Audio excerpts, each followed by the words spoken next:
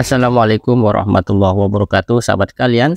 Kita langsung kepada satu berita yang cukup mencengangkan ya, yaitu ungkapan dari mantan ketua MK pertama, Jim Lee. Dia menyebut bahwa akal sehat sudah dikalahkan akal bulus dan akal fulus, yaitu uang ya, dalam bahasa Arab fulus uang. Ketua Majelis Kehormatan Mahkamah Konstitusi MKMK, Jim Lee As-Siddiqi mengomentari situasi politik hari ini yang dianggapnya sudah tak lagi berpijak pada akal sehat akibat neoliberalisme. Wah, ini sebuah penilaian yang sangat tegas ya.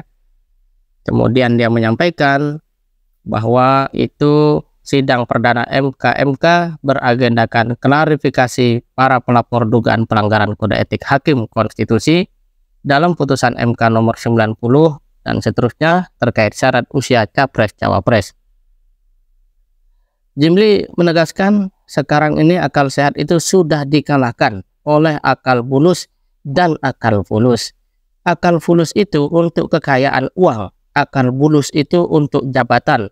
Akal sehat sekarang lagi terancam oleh dua iblis kekuasaan kekayaan, ujar Jim Lee Kamis 26 Oktober 2023. Maka MKMK ini harus kita manfaatkan untuk menghidupkan akal sehat itu. Itu yang menuntun ke arah kemajuan peradaban bangsa, tuturnya.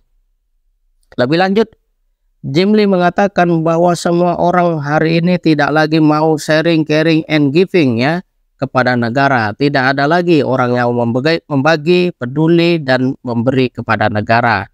Kebanyakan orang itu taking, mengambil, asking, requesting, meminta, dan bila perlu robbing, merampok. Ya, ini gara-gara neoliberalisme, ucap pendiri MK itu. Ini urusan tetek bengek jabatan. Nanti sudah dapat jabatan, pakai pula untuk jabatan lebih tinggi lagi. Itu perebutan kekayaan juga sama. Dapat kekayaan, dia pakai untuk mencari kekayaan banyak lagi, ujar Jim Lee. Sahabat kalian, Jim Lee kemudian menegaskan ini perlu diketahui, ini perkara belum pernah terjadi dalam sejarah umat manusia di seluruh dunia. Semua hakim dilaporkan melanggar kode etik baru kali ini, ucap Jim Lee. Masya Allah, ini luar biasa ya. Jadi kejadian yang tidak pernah terjadi lagi. Wah, belum pernah terjadi ya, belum pernah terjadi di dunia dan Indonesia yang melakukan itu. Jadi ini rekor keburukan yang terjadi di Indonesia dalam ranah konstitusi dan hakim yang kemudian dinilai melanggar kode etik. Sahabat sekalian, Jim Lee mengatakan bahwa apalagi saya punya beban sejarah, belum pernah MK terpuruk image-nya kayak sekarang. Saya sebagai pendiri tidak tega, maka saya bersedia ini ya masuk di dalam MKMK. Sahabat sekalian, apa yang disampaikan oleh Jim Lee ini cukup menarik untuk kita dalami ya, karena ini masalah yang tidak ringan. Dan kalau kita coba perhatikan bahwa hari ini ya banyak politisi atau mungkin juga termasuk yudikatif dan eksekutif yang menggunakan akal bulus ya, kemudian akal fulus, ini memberikan kita sebuah tanggapan realitas yang betul-betul buruk ya, terutama dari sisi perilaku yang tidak lagi mengindahkan etika dalam berpolitik ataupun menjalankan tugas-tugasnya. Akal bulus ini bisa juga kita artikan sebagai taktik licik atau manipulatif yang sengaja digunakan oleh siapapun untuk mencapai tujuan tertentu, seperti meraih kekuasaan, mengamankan dukungan, atau menekan lawan politik.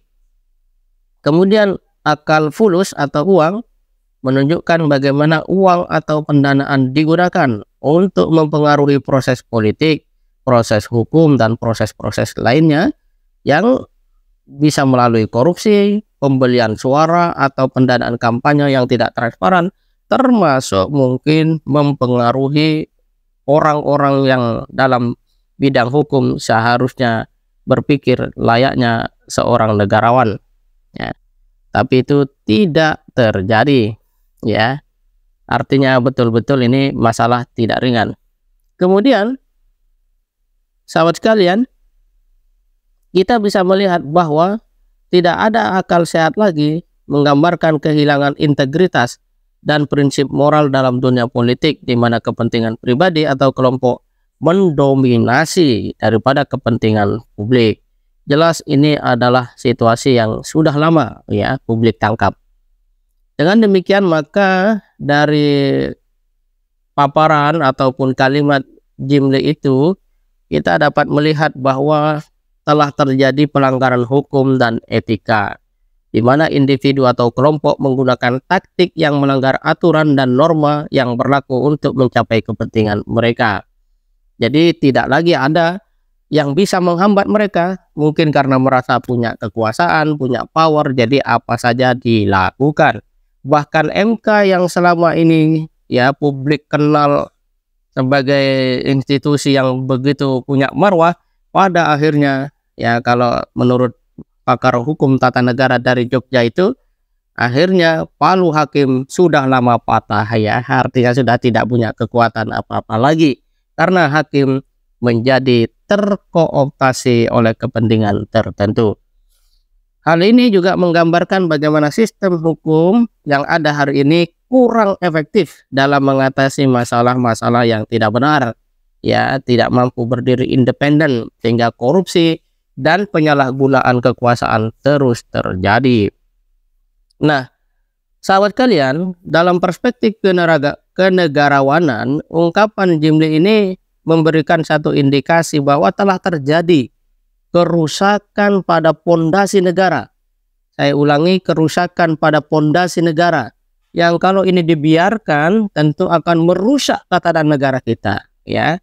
Karena pakar tata hukum negara sudah banyak yang menilai keputusan MK kemarin itu problematis, ya, palunya sudah lama patah, dan pada akhirnya ya masyarakat menilai MK bukan lagi konstitusi tetapi K menjadi keluarga, dan itu cukup berbahaya atau bahkan sangat berbahaya. Nah, di mana institusi-institusi negara mungkin telah terkompromi oleh kepentingan pribadi atau kelompok. Nah, ini tangkapan yang bisa kita lihat dari apa yang disampaikan oleh Jimli As-Siddiqi, dan hal itu bisa berdampak pada ketidakpercayaan masyarakat terhadap pemerintah dan institusi negara yang pada akhirnya bisa mengancam stabilitas dan tata kelola negara kita. Dengan demikian ungkapan tersebut ya yang disampaikan oleh Jimli itu menyoroti kebutuhan akan integritas, transparansi, dan akuntabilitas dalam praktek politik, hukum, dan kenegarawanan agar negara dapat berfungsi dengan baik bagi seluruh rakyatnya. Kita berdoa ya semoga Pak Jimli mampu mengungkap itu semua, dan kita juga tidak tahu apakah kita harus yakin dengan adanya MK-MK itu, karena sebagian publik melihat MK-MK dilantik oleh ketua MK yang ketua MK-nya justru menjadi pihak yang dianggap mengalami bagian dari masalah yang disampaikan oleh Jimli As-Siddiqi itu. Semoga bermanfaat. Assalamualaikum warahmatullahi wabarakatuh.